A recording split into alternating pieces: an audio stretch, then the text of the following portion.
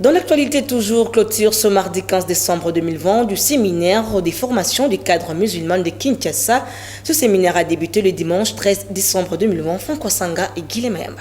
La communauté islamique en RDC organise un séminaire de formation des cadres de cette communauté pour la ville province de Kinshasa. Débuté le dimanche 13, ce séminaire s'est clôturé ce mardi 15 décembre 2020. Na sima ya kukumbiza nzambe kolo na molongo ya kosenga kimia pe boboto ezala hote ya prophète Muhammad sallallahu alaihi wasallam na bokasi ya nzambe pe na mawana ye tobandaki misala oyo ya séminaire ya vulgarisation ya réforme ya komiko oyo eutaki na assemblée générale oyo ya le 13 janvier oyo ezaki clôturé na ba résolution na yango o réforme oyo ezalaki na motuya monene pona kobongisa communauté na biso après avoir ko monake tozalaki na bakokoso ebele pe tozalaki communauté oyo ezalaki kozonga sima. Pour Imam Karim Ngoma, chargé de formation, le 10 séminaire a pour objectif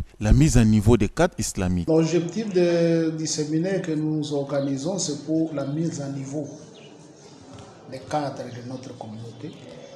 Outre cela, la vulgarisation des statuts et règlements intérieurs de la communauté islamique publiés au journal officiel en date du 30 septembre de cette année. Il faut que les musulmans et les imams au niveau de la base puissent connaître, c'est-à-dire les orientations de ces statuts qui est un document de travail pour booster le développement de notre communauté.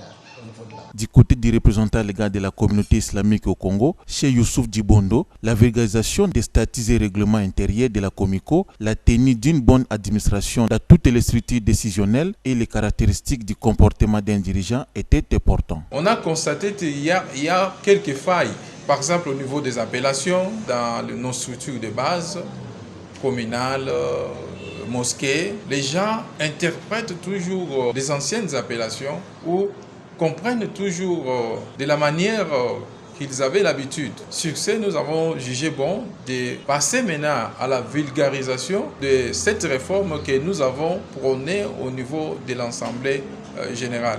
Voilà, c'est nécessaire aujourd'hui que tout le monde sache que du point de vue structure, du point de vue forme, du point de vue fonctionnel de la communauté, ce n'est plus comme c'était auparavant. Aujourd'hui, on a changé. Par exemple, il y a le Conseil supérieur de l'islam qui était jadis appelé Assemblée générale. Maintenant, après ça, il y a le Conseil des oulémas qui est en train de jouer les rôles comme le Parlement. Et il y a aussi aujourd'hui l'imamat, c'est-à-dire qu'on appelait le comité directeur. Aujourd'hui, on appelle l'imamat. Aujourd'hui, on appelle maintenant imam représentant légal. Auparavant, c'était seulement le représentant légal. Signalons que 24 imams et 24 secrétaires ont été sensibilisés sur les résolutions de l'Assemblée générale liées à la réforme de la communauté islamique en RDC.